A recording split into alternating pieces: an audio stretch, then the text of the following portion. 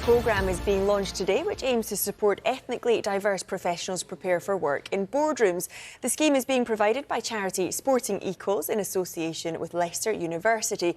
There are plenty of sports people involved, and one of those is former England rugby international Luther Burrell. Luther, good to talk to you. Thank you for joining us on your lunch break. Tell us a bit more about this. What do you hope to get out of this programme, and what has the first day been like so far? Yes, well, good afternoon. Thank you very much for having me on. It's a real pleasure to be here.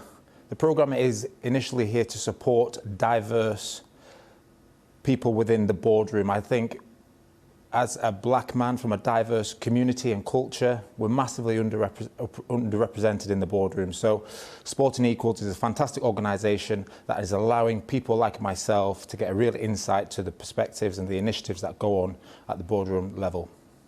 And this programme has a really good success rate. A third of graduates taking a board-level role in sport within 6 months of finishing. How great is that, and what kind of roles are you aiming for yourself?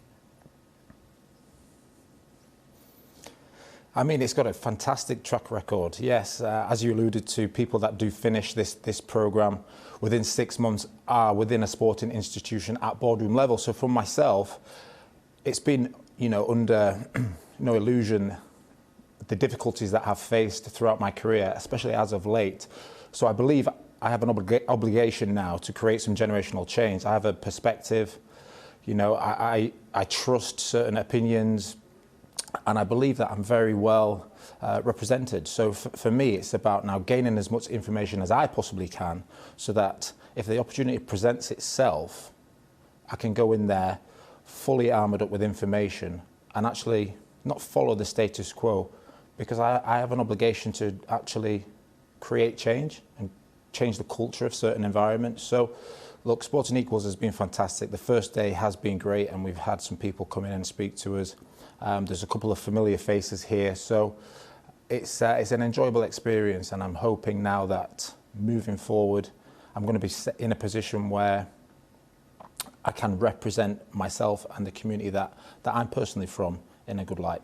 Luther, you touched on it there. Towards the end of your career at Newcastle, you really bravely spoke out about your own personal experiences of racism, saying that it was rife in sport. Your claims were validated by an RFU report. Do you see things changing for the better since you spoke out? It's a great question. I think the dial hasn't shifted as much as I would have liked, to be honest, Joe.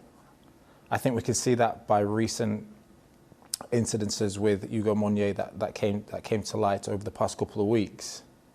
And I do believe we can make a lot more noise within this criteria. I think what we need to really start outlining now is the implications that come when people are undergoing such discrimination. I think we need to really make some noise regarding what England Rugby stands for, what World Rugby stands for, and if incidences of this occur and repeatedly occur, then these are going to be the consequences. I don't believe we're quite there yet. I do understand that there have been some action plans put in place. I did have a conversation with the D&I leader a couple of days ago regarding a few issues and a few initiatives that they're putting in place. But ultimately, I do believe we need to make more noise within this particular space. And Luther, is that what you're asking people to do, to make more noise? Because you did say, to do with the Monnier incident, that you were shocked that people don't call out racism when they hear it in front of them. Is that what you're asking people to do? Look, I'm asking people to show a bit of empathy, show a bit of understanding. I think it's very powerful when there is allyship. I think what was disappointing from that particular incident, it was coming from people in the crowd and nobody actually reacted. So it was heard and nothing was done. But I do believe if World Rugby, from the highest level, had implemented that this is what we stand for, and continue to push that narrative. If any incidents like this occur, this is going to be the reaction, and this is, you're going to be having lifelong bans, there's fines, X, Y, Z. I think we will see a number of these cases drop, whereby I don't believe we've done that effectively, shall I say, which is why I believe certain instances keep, coming to fruition. And with what you're doing at the moment, Luther, you touched on it there, but is it the boardroom where it begins? Because we do hear a lot about tackling discrimination with education, calls for tougher punishments, but does it really come from the boardrooms of the sports themselves? Yeah, look, I feel like, education, yes, is an option, and it should be a priority to a degree.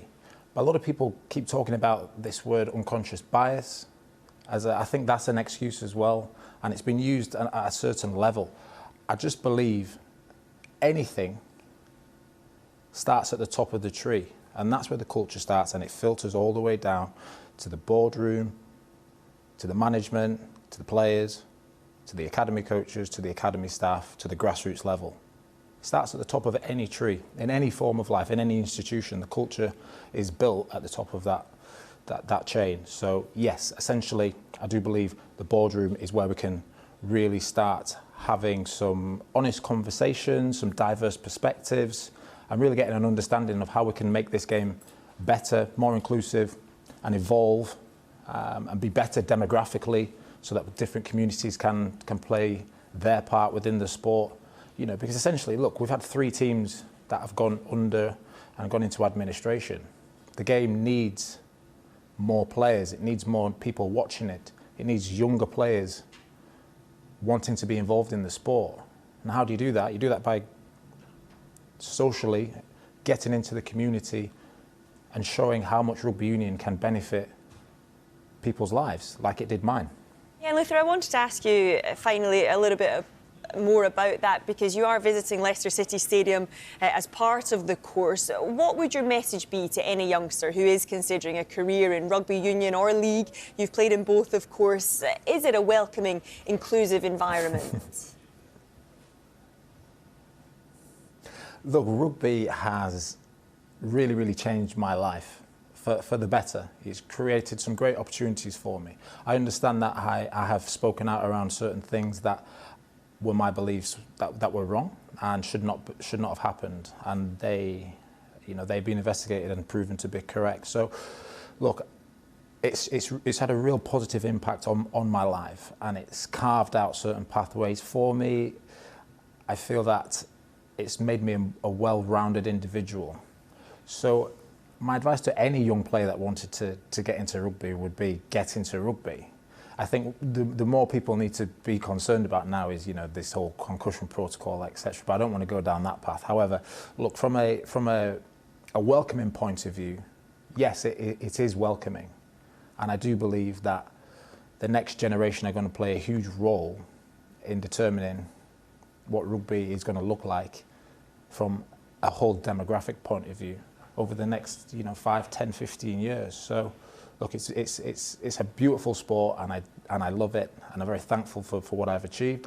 However, there's a lot of growth, a lot of development that needs to happen within the institution. Luther, it's always brilliant to talk to you. Thank you so much for your time this afternoon.